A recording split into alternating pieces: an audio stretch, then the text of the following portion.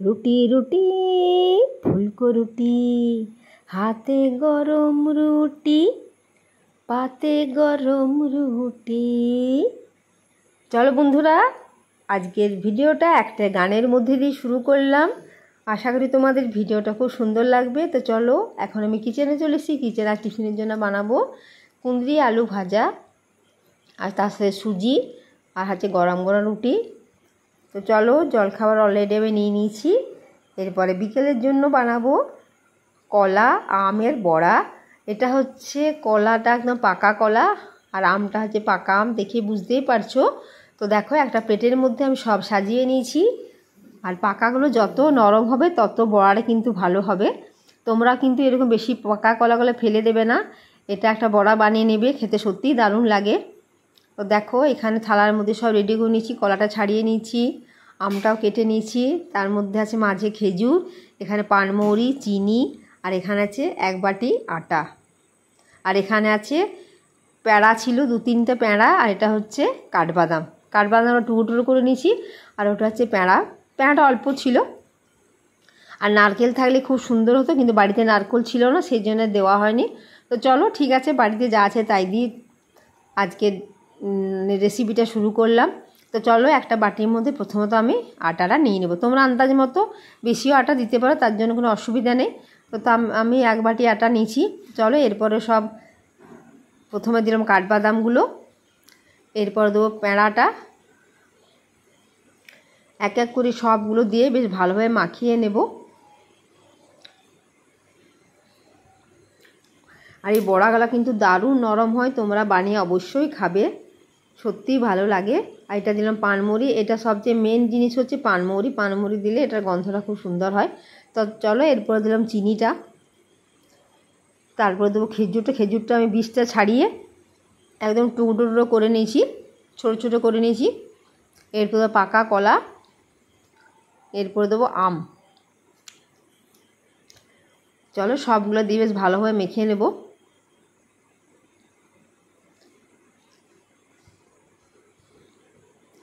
দেখো, আমটা বেশ পাকা ছিল, খুব মিষ্টিও ছিল আমটা। ভালোভাবে শাঁসটা বের করে নিলাম আঠিটার থেকে।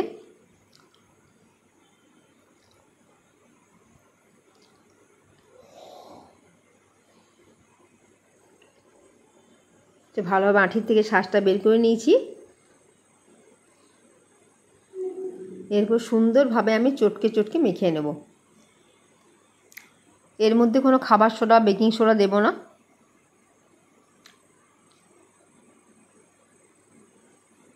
আর যদি তোমরা দেখো যে মাখতে মাখতে নরম হয়ে গেছে, তখন তোমরা আটার পরিমাণটা বাড়াতেও পারো।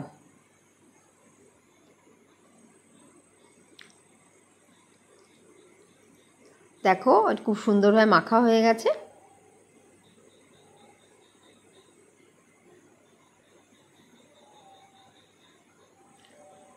দেখো, একটু আঠা আঠার মতন মেখেছি, যেমনভাবে বেসন মাখি ঠিক সেরকমভাবে মেখেছি।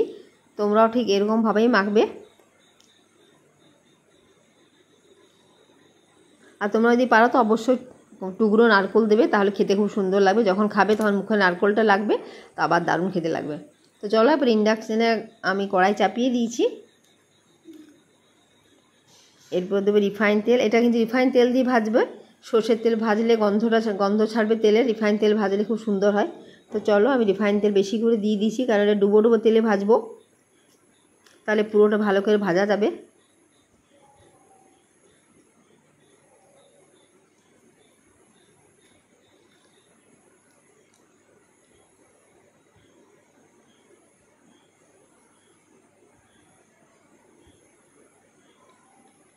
চলো, এরপর এক এক করে বড়াগুলো সব ছেড়ে দেবো।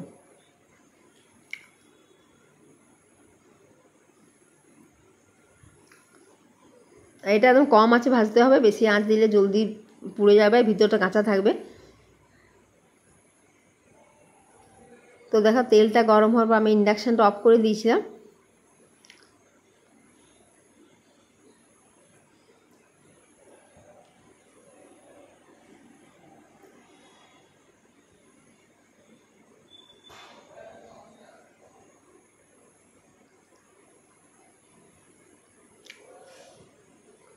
চলো এই ইন্ডাকশন সুইচটা দিয়ে দিয়েছি, 1000-এ রেখেছি।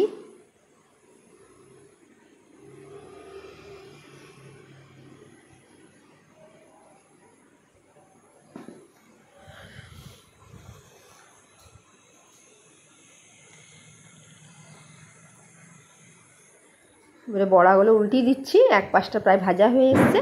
এবার বড়াগুলো আমি আস্তে আস্তে উল্টে দেব।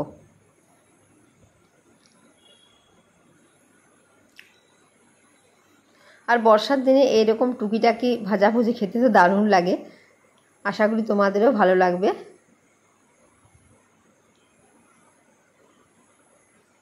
আর দোকানে একই রকমের খাবার রোজ খেতেও ভালো লাগে না।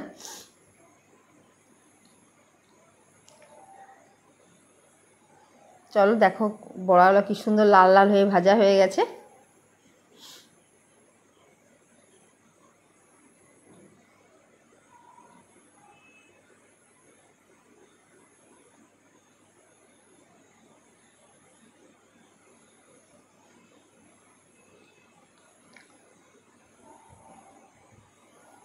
চলো এই বড়াগুলো ভাজা হয়ে গেছে, বড়াগুলো প্লেটের মধ্যে তুলে নেব।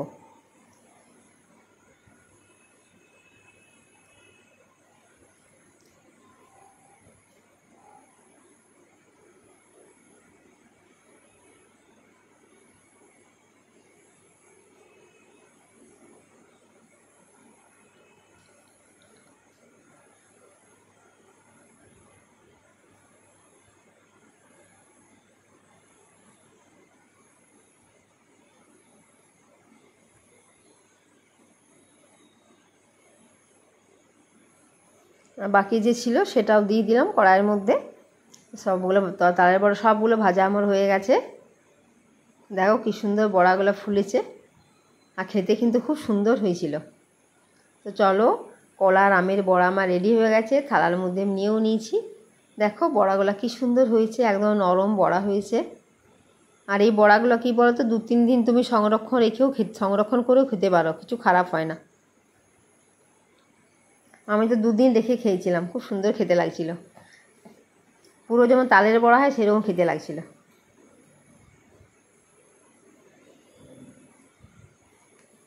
চলো এটা হচ্ছে পরের দিনের ভিডিও। চলো পরের দিনের ভিডিও হচ্ছে এটা। দেখো আজকে আমি বানাচ্ছি পুঁই কুমড়োর মাছের মাথা দিয়ে চচ্চড়ি বানাবো। তো চলো কড়াই তেল গরম হওয়ার পর আমি 5 ফোড়ন আর শুকনো লঙ্কা ফোড়ন দিয়ে দিয়েছি। এরপর আমি সবজিগুলো সব দিয়ে দেবো, পুঁই কুমড়ো আলু। আর পুঁই কুমড়োর তরকারি খেতে আমার তো দারুণ লাগে। চলো এরপর তো সামান্য হলুদ আর নুন।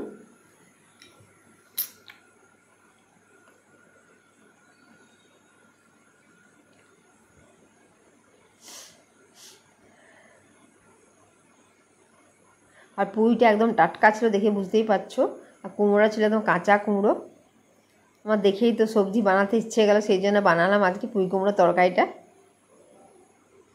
আর কটা ভেন্ডি ছিল সেগুলো মিশিয়ে দিলাম। এর সঙ্গে কচু দিলেও দারুণ হতো, কচু বাড়িতে ছিল না, সেই জন্য পুঁই কুমড়ো দিয়ে বানালাম। চলো পুঁই কুমড়ো সেদ্ধ হতে আমি ওদিকে টুকটাক কিছু কাজ ছিল সেগুলো সেরে নিলাম। আর মাছের ঝোল বানাবো, তার মশলাটা বেটে নিলাম। চলো এরপর ঢাকাটা খুলে দেখি কতটা জল বেরিয়েছে। জল বেশি বেরোয়নি। এরপর তো সামান্য চিনি টেস্ট আনার জন্য, চিনি দিয়ে আবার নাড়িয়ে দেবো হালকা হালকা ঢাকা দিয়ে দেবো।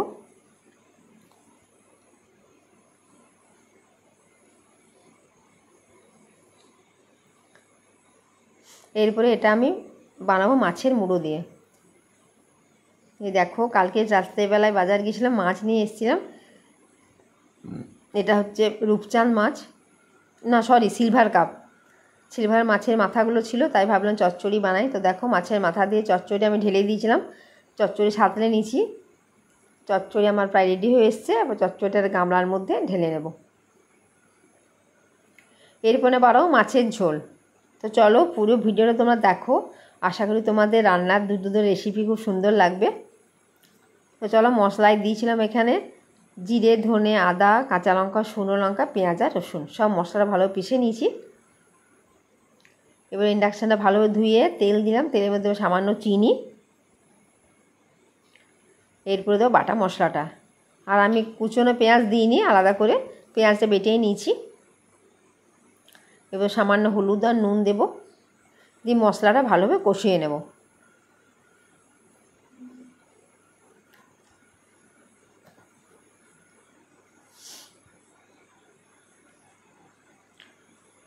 এরপরে দেবো টমেটো সস। বাড়িতে টমেটো ছিল না, সেই জন্য টমেটো সস দিলাম। এটা টমেটোরই কাজ করবে।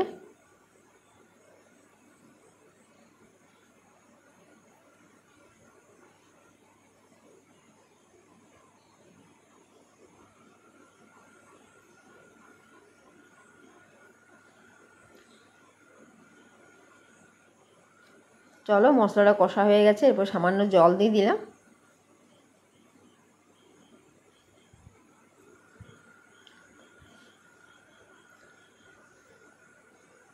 চলো, জলটা মাছের জল দেওয়ার পর জলটা ফুটে এসছে, এরপরে মাছগুলো ওর মধ্যে ছেড়ে দিলাম। এরপর ঢাকা দিয়ে দেব।